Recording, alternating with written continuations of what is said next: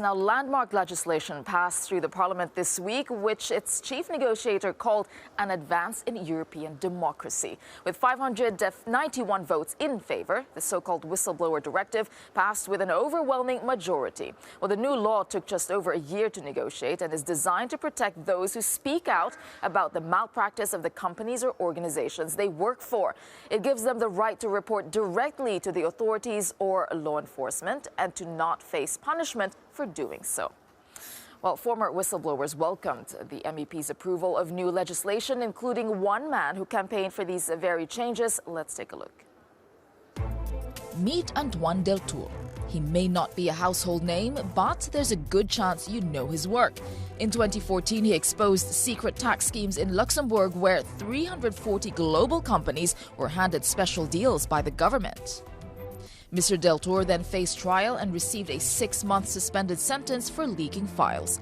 But in January last year, his conviction was quashed, Luxembourg's highest court ruling that Mr. Deltour should have been recognized as a whistleblower. It was a case that put protection of whistleblowers firmly in the spotlight and paved the way for much bigger leaks, including the Panama Papers. Well, I caught up with Antoine Deltour earlier today, and I started by asking him for his reaction to these new protections for whistleblowers. I'm very happy because I think it's a very big step forward. I've experienced very long and difficult judicial proceedings, and I think that this directive will avoid this to future whistleblowers in Europe. Will avoid what exactly, and what did you experience? Actually, I'm in the landscape of whistleblowing. I'm very lucky because I have a job, I have a family, but lots of whistleblowers experience a very difficult situation, like losing your job, going in jail, and this directive will prevent from retaliation, from condemnation, from being fired, and this is a good response to what whistleblowers face. When you blew the whistle, this protection did not exist.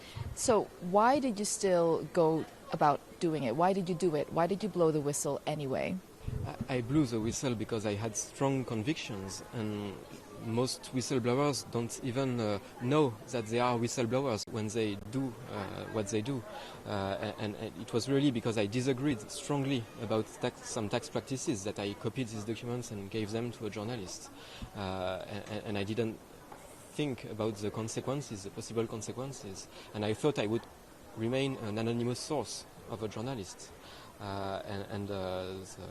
And the consequences were that there was an investigation and that I faced 10 years in jail, a very, very big fine, and the battle, the judicial battle to win in the end was very, very long, and I have the luck that my situation was very visible because I had the coverage, the media coverage of the ICIJ, and this is really a luck because lots of whistleblowers in Europe don't have a lot of attention, and for them it's much more difficult because they cannot get the solidarity of the public, and that's what saved me because hundreds, thousands of people paid for my lawyer fees and supported me, and without this maybe I would be today in jail.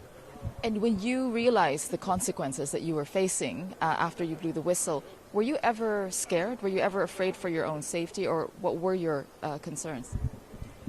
Yes, I was afraid to go in jail. It was my first ask when I met my lawyer for the first time. I just didn't want to go to jail like anyone. But even if I had some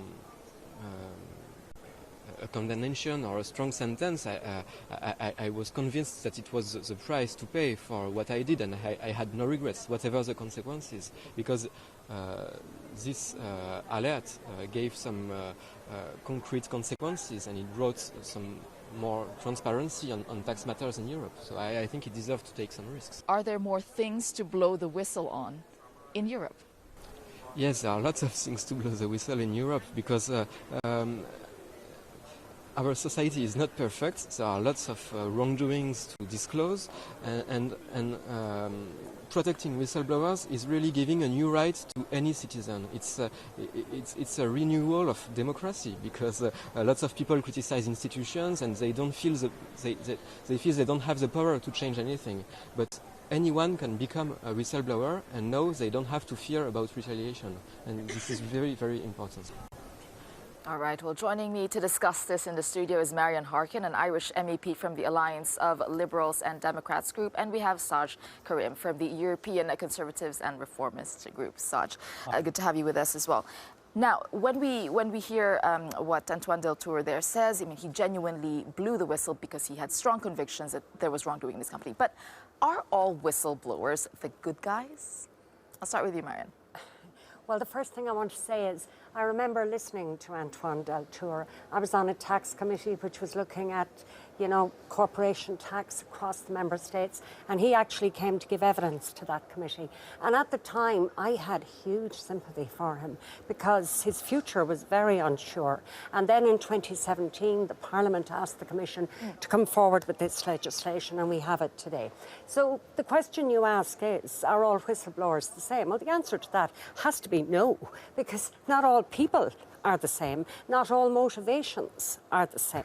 But I think the legislation that we have put in place has this protects the good and the bad safeguards. types of whistleblowers? Well, what it does is there's a two-step process for disclosing information, and also there's certain areas, food and feed safety, nuclear safety, data protection, environmental protection, etc.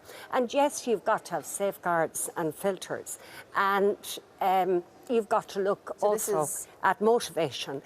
But the truth is, up to now, in many countries, not my own actually, Ireland has some protection, but in many countries there aren't any protections yet. Yeah, and I would like to go to the case because obviously it's been in the news this week as well. Julian Assange, as some would call him a whistleblower, others probably wouldn't. And this is, where do you draw the line when it comes to Julian Assange? Is he a whistleblower and should he be protected by a law like this? Well, as Marian said, there's whistleblowers and then there's different situations.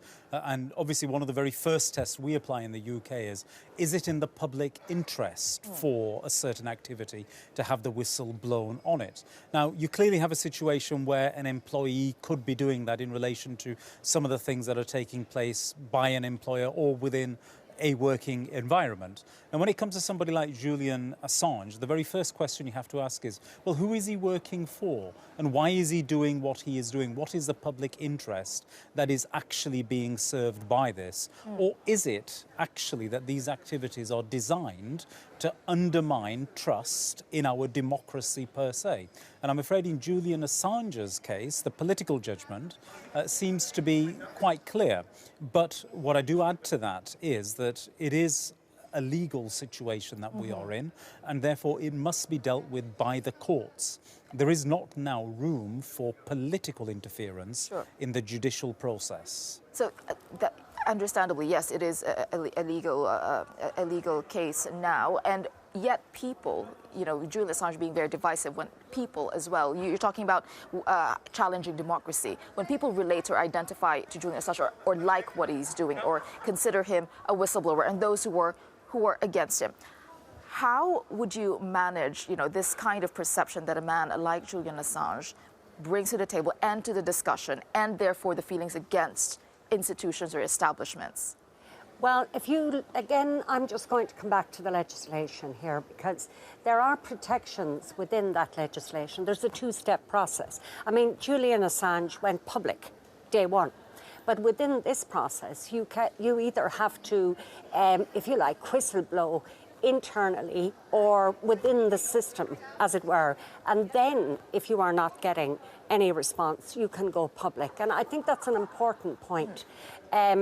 Assange is very divisive. You look at he was reckless in many ways. And when Assange says the public interest, what is the public interest? Yeah, he was very reckless. And again, some of his leaks were, let's say, against Clinton, and you just wonder what the motivation there was.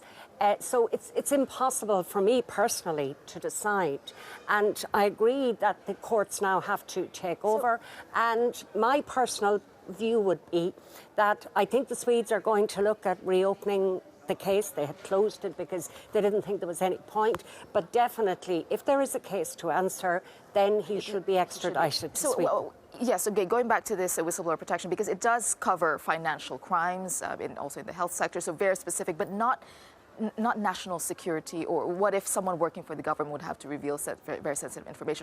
How do we decide on that? And this is, again, going back to the Assange example, how do we deal with that? Well, the issue is, I mean, so far as Assange is concerned, you had the disclosure of confidential exchanges taking place between ambassadors and their particular capital, and there were disclosures which actually So you think led, that is the line? You think that is the line when it comes to whistleblowing? Yeah, that actually led to identities being disclosed and people's safety being compromised. Now, this is going well beyond the role of a whistleblower. This is provocative action, quite a different thing. Okay. And again, as this law is in the EU, it is very specific on what industries, in fact, that it's applicable to. All right.